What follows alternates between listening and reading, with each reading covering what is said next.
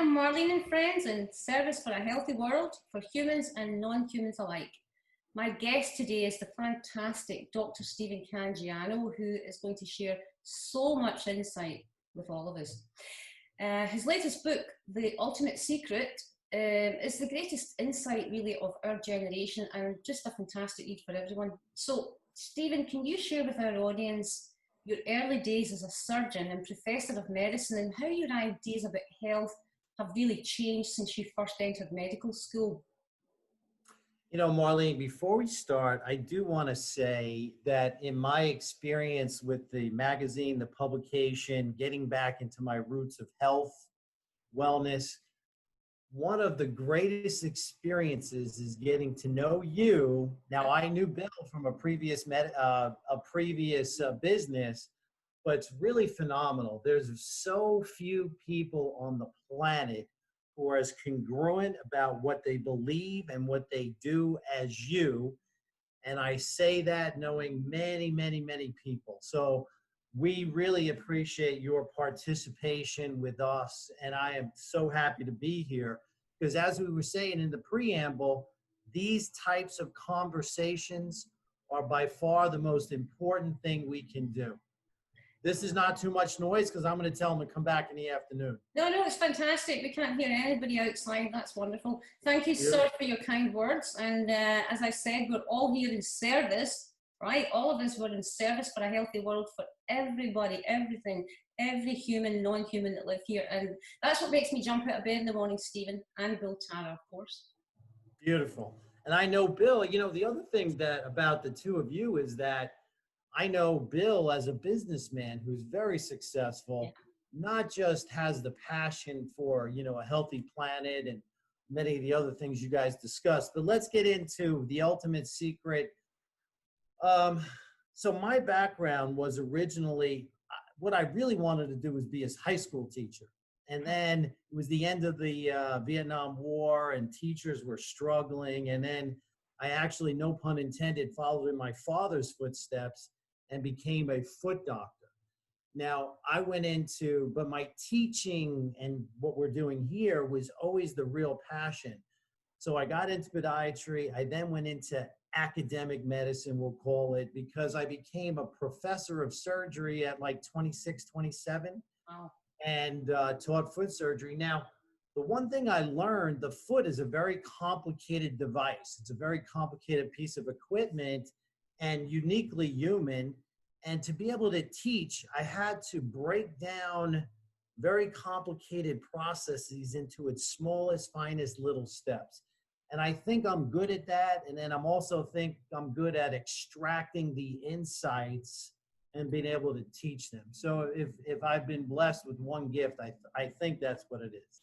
We all know you can't change your life without changing your life, right? And that's such a simple statement. And I like to think about that every day. People say, yeah, I'm going to change and I'll do a bit of this and a bit of that. You can't change your life without changing your life. Now, you know, you experienced a personal health challenge yourself that saw you focus and switch from traditional medicine to alternative medicine. So I need you to tell the world, Dr. Cangiano, what is your understanding of what is happening in healthcare right now? Yeah, you know, so me personally, so I was in academic medicine, very rigid and structured. And in that process, I was 70 pounds overweight. And so I went to the personal development industry to help me and to lose that weight. And I thought it was absolutely phenomenal. I was like, oh, this is the greatest thing in the world. I also transitioned from traditional medicine to alternative preventive healthcare. And I really thought that that was the future. And so the greatest challenge in health today, in my opinion, and you know, please correct me if I'm wrong, is that the processed food industry has provided us with high calorie, low nutrition, addictive food. It is a hate crime against humanity, okay? So I was in that world, and when I transitioned from that world to a healthy world, I was excited, and I transitioned into that, And I lost weight. I then got into a health and wellness business where we were helping a lot of other people lose weight, et cetera. That's where I met your husband, Bill. And 3 to 4 years into it, it was one of the most exciting journeys of my life. But then I started to notice that many people, and the law of attraction was becoming very popular at the time, many people, if not most people, did not get the results that they wanted. The things they wanted to do, the things they wanted to create in their life were not happening. It seemed easy for me. Not that I'm better than anybody else, but it was just, for me, it's like I found a home, but many people didn't. And that was one of the most discouraging experiences of my life. And that led me to, quote unquote, the ultimate secret, because what we need to do is not only do we need to educate people, but we need to give them a predictable, sustainable, quantifiable path to help them achieve what they want to do. And the most important thing they can achieve, in my opinion, is good health. Nobody better than you to teach them, but that's really, so the knowledge, we need to span the gap between the knowledge and the activity or the results. That's a fantastic explanation. And I know you're going to explain to us all right, what is your understanding of the role of diet, exercise, and what is usually referred to as lifestyle in creating health or sickness? You know, how do you put that across in a simple way for people to just say, I can do this? Yes. Okay. If I could just backtrack a little bit. So when I say predictable, sustainable, quantifiable, it's a roundabout but important way of answering your question. So if you look at it, everything, and I've changed my thing on it. I think 90% of life is mindset. So, and because a lot of the information now, especially with Google and the internet, is easy to get. So what we need is we need a predictable, quantifiable, sustainable way of improving our moment-to-moment quality of consciousness. How do we do that? The next step is how do we predictably take an idea, good health, good nutrition, instituting in our life, being thin in shape and healthy. How do we take this, building a business, whatever it is, how do we take that idea and predictably turn it into a physical reality? I have this idea, it becomes a dream, it becomes a vision, we start to act on it, and then it becomes a quantifiable, a real physical reality. And then the final piece is we live in a rapidly expanding, changing world. What is the new mindset that we have to be able to predictably get those results in this new expanding world? And I can go deeper into that, but if you have another question, please. Yeah, that's fantastic. Well, the president and co-founder of RD&T, which I want you to really share with the world, it's a phenomenal aspect that you and your wife Carmen have created, just fantastic.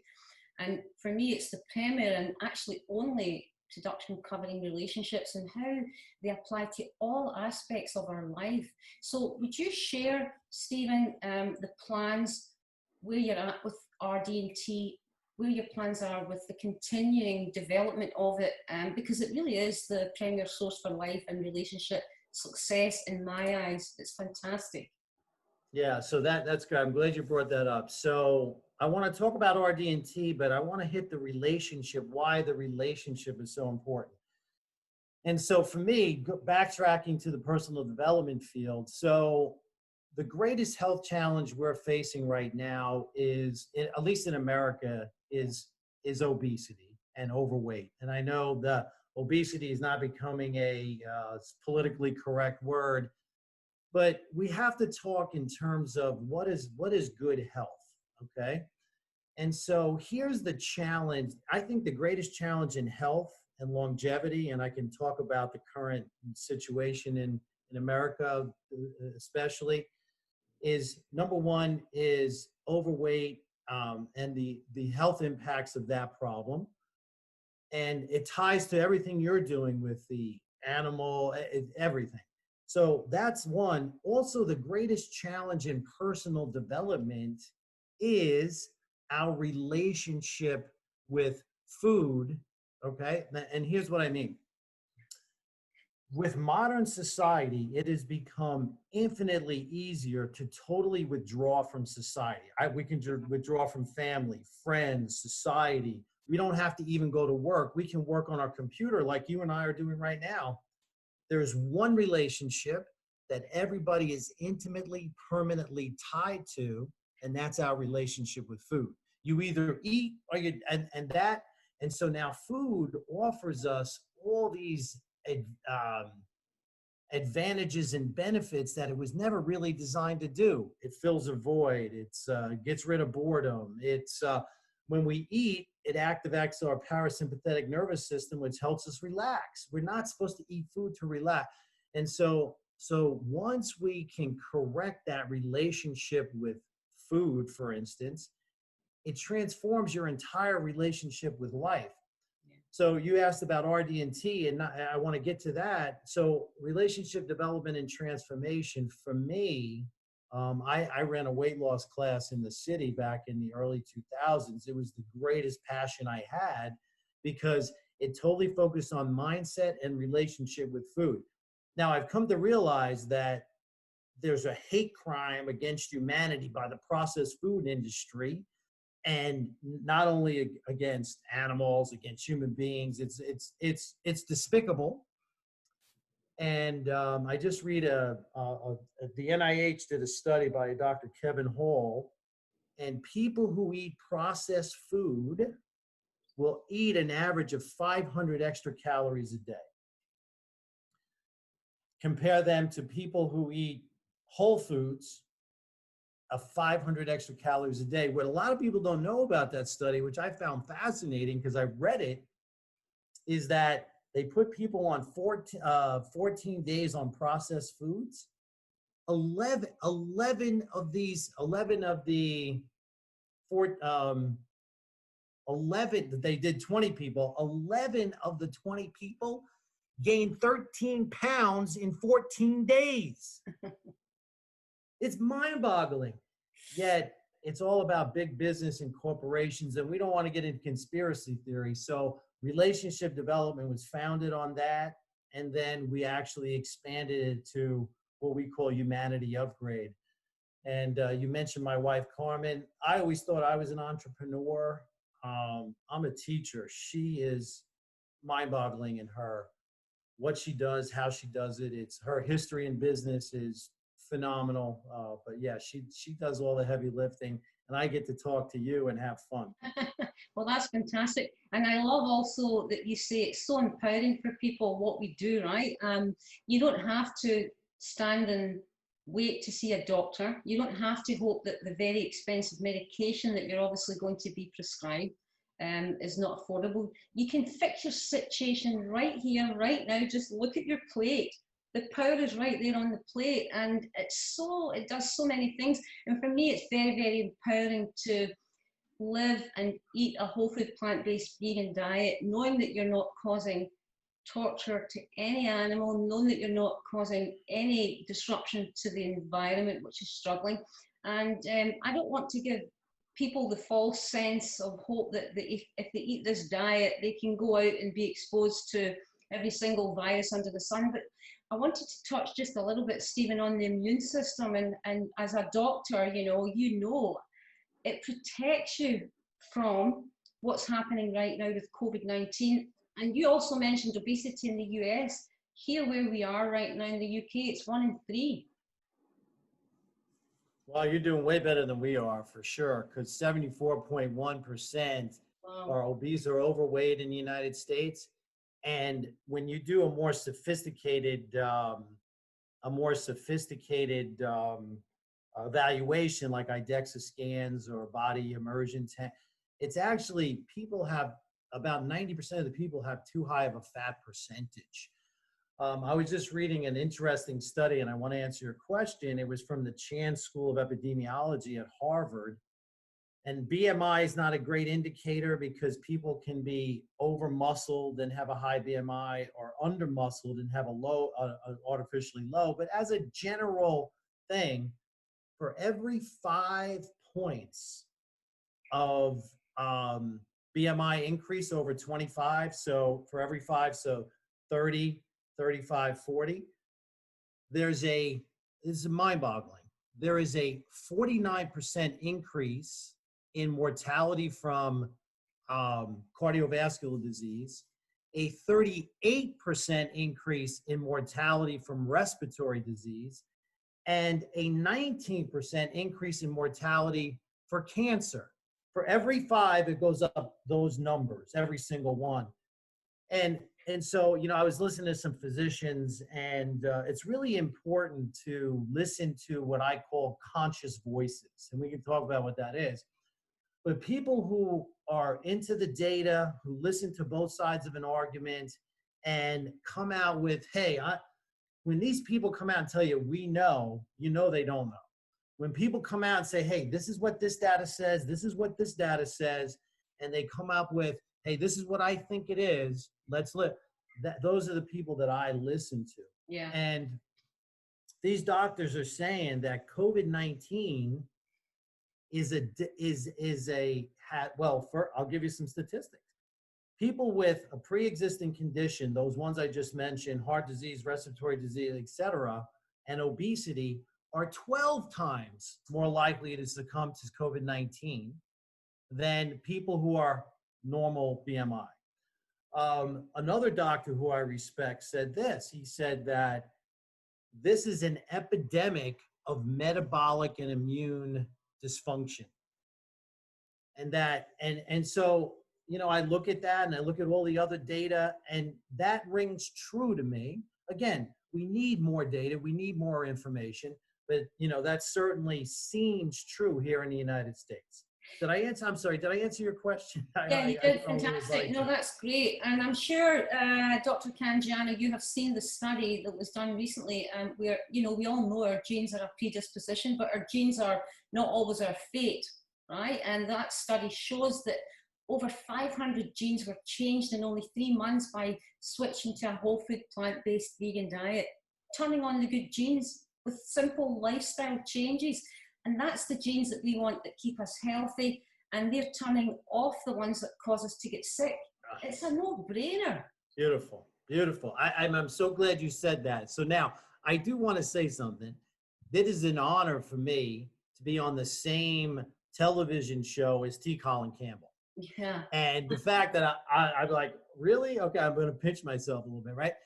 And so one of the things that he says it's complex. Mm-hmm.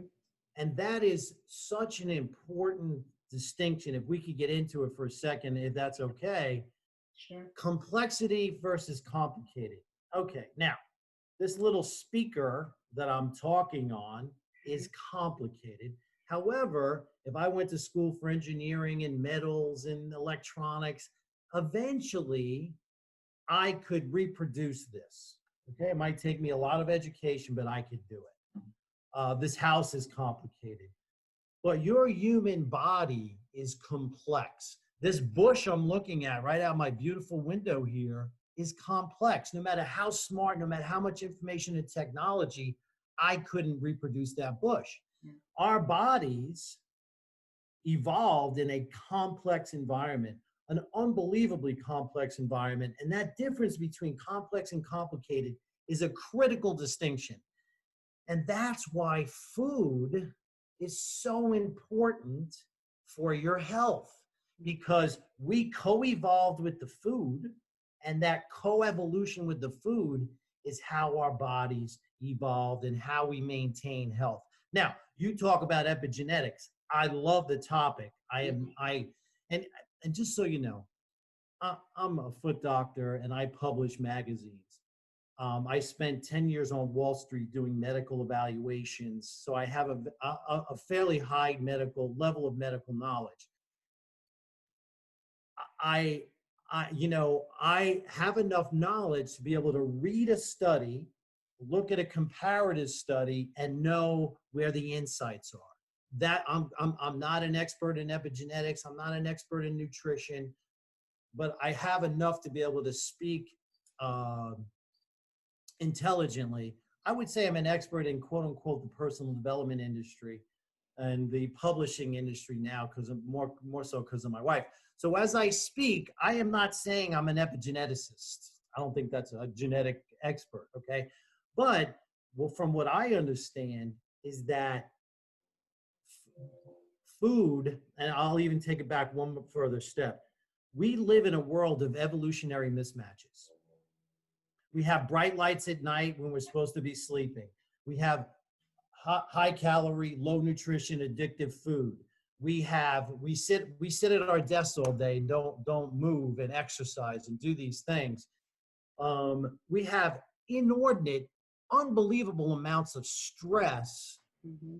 And that's from a rapidly changing society, uncertainty, and I think the information misecology is another unbelievable source of stress. So that's why we need people like you who have this clarion voice and are committed to, hey, let's get the good information out. Epigenetics. You know, there's something called a suprachiasmatic nucleus. I'm not trying to show off because it's a pretty common term, but there's a light receptor in your eye and then it goes to your brain that turns on like 15% of your genes. Yeah. The first bite of food in the day, and we talk about time restricted eating as a topic that's common right now. The first bite of food turns on another unbelievable amount of genes, and so we need to, with people like you who are leading us forward, and you're much better at nutrition and food and et cetera. Bill's amazing with the environmental and all the impacts of what's going on in this world. But we need people like you to educate, because these environmental mismatches are killing people. I'll give you one last example and then stop me, okay? I'm really concerned about my daughter. She's a police officer, high stress. She also works nights. Mm-hmm. You know that shift work has now become a class 2 carcinogen. Yep. People who are off their circadian rhythms, high stress, sleeping during the day when they should be working.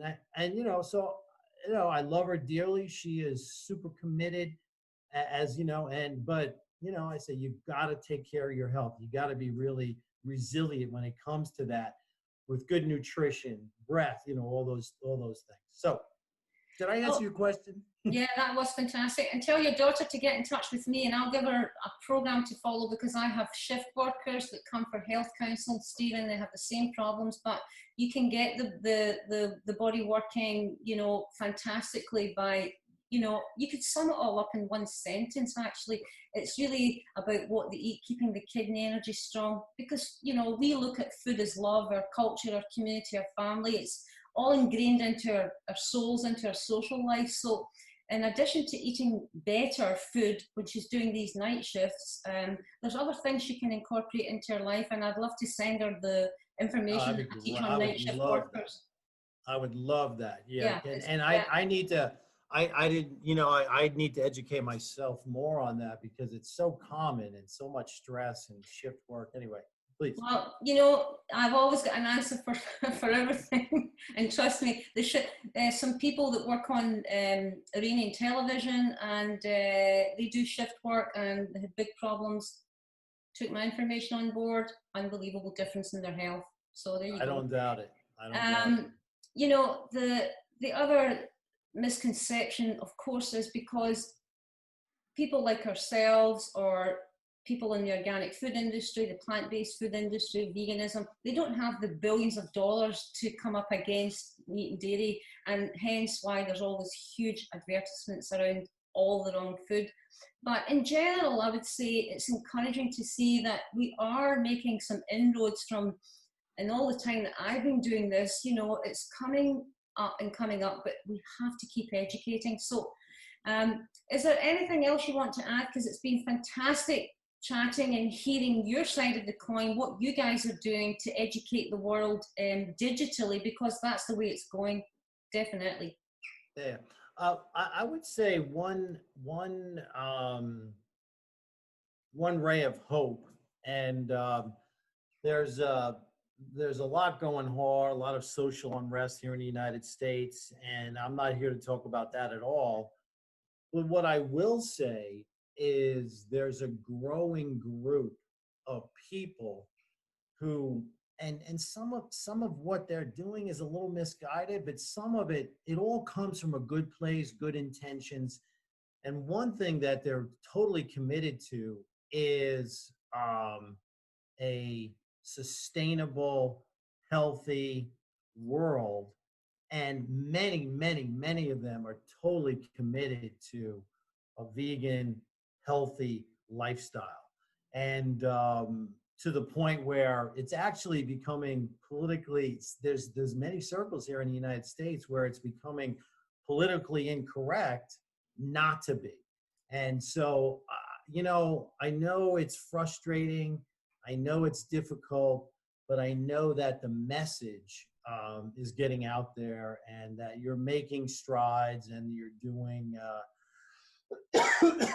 some great things that are making a difference. There's no doubt about it. Well, I think, the fastest way to prevent pandemics and reach the, what we need to all do to reverse climate crisis is lying in front of our eyes every day with what we eat. And I think, Stephen, collectively, all humans really aspire to have a peaceful and harmonious life, and many people maybe don't have the whatever it takes to stand up and fight. So I hope I can be the voice not only for the non-humans, but for the humans that want to have this life but don't really know where to start or what to do. So for me, the future for us is to continue to educate, to bring on more lighthouses, as Bill and I call them. We switch these lighthouses on all over the world, and these students go out and teach what they learn from us, like we've learned. This is not something I've made up or Bill's made up. We're all studying and learning every single day. We look at the mentors that we've all had before, and that's the work that we teach. So, these the biggest threats for me are, the pandemics. They're going to continue to come, and urgent and decisive actions are needed. We need to become more responsible and taking action. And, for me, Yeah. it's down Yeah. to If I could get on my soapbox for just one more minute, yeah. There's nothing more important. Like, the only way you have control over this is to control your health. Now, you're the driver. And when you talk about epigenetics and many of these things, it's like if you're driving a Ferrari, and I would say everybody has a Ferrari, a world class, unless there's some, problems in genetic or congenital things, but 99.999% of the people are given a genetic Ferrari, sports car, luxury, whatever it is.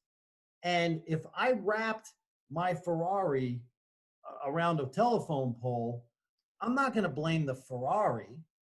It was me. It's the driver. Now, the problem with this analogy is that a lot of times your body is so great. It has, and in medicine, we started to understand your body has tremendous amount of redundancy. Mm-hmm. You can do a lot of bad things for a long time, and it doesn't show up. So what I think a big part of your message and our message, and that's why we work so well together, is that you are responsible, you are in charge, and that is becoming more and more clear. And we want to have more and more people become personally responsible for their health, to see through these environmental mismatches, to see the travesty that's being perpetrated, the hate crime in climate, in debt, in processed foods, etc., that's being perpetrated not on us. We've had a great life. I have a great life. I've lived. And I'm not here to brag. I'm just saying I've had ups and downs, but it's been wonderful. The younger generation, and so what RD&T and Humanity Upgrade is about is, and my wife was sitting there one day and she goes, we need a humanity upgrade. And I said, oh, geez, I should have thought of that, right? I'm so smart, you know? And that's what we need is we need voices like yours and a lot of the authors at Humanity Upgrade. How are we going to improve the quality of life? And one of the main points in The Ultimate Secret is this, is that one of the key attributes of humanity, way above the law of attraction, which is just one small piece of a very, very big tapestry and puzzle. And law of attraction is not going to get you anywhere unless you understand all the laws. But here's, I think, the fundamental challenge of humanity right now, okay? It is the fundamental challenge of humanity. And what that is that we are addicted, absolutely addicted to expansion, to growth, to accelerating expansion. And I can give you 1,000 examples of that. We'll do it on another podcast, hopefully. But we've now hit a threshold where on this planet, okay, we can no longer sustain this rapid growth and expansion. But humanity will not stand for going backwards. We are very, very bad with something called hedonic adaptation. So what we need to do, what the people of the future like yourself, the leaders, need to straddle that line between the improving, the expansion of life in a sustainable way. That is the critical focus of what everybody on the planet should be doing. How do we expand our life, expand our health, expand our happiness, expand our joy, expand our quality of life in a sustainable way? In my opinion, I'd love to hear yours. That is the seminal challenge of humanity right now. Yeah. I mean, you know, Bill and I, when we were creating these last two books, and Bill's How to Eat Right and Save the Planet, for me is the question. And my book, if I may be so bold, Go Vegan, is the answer.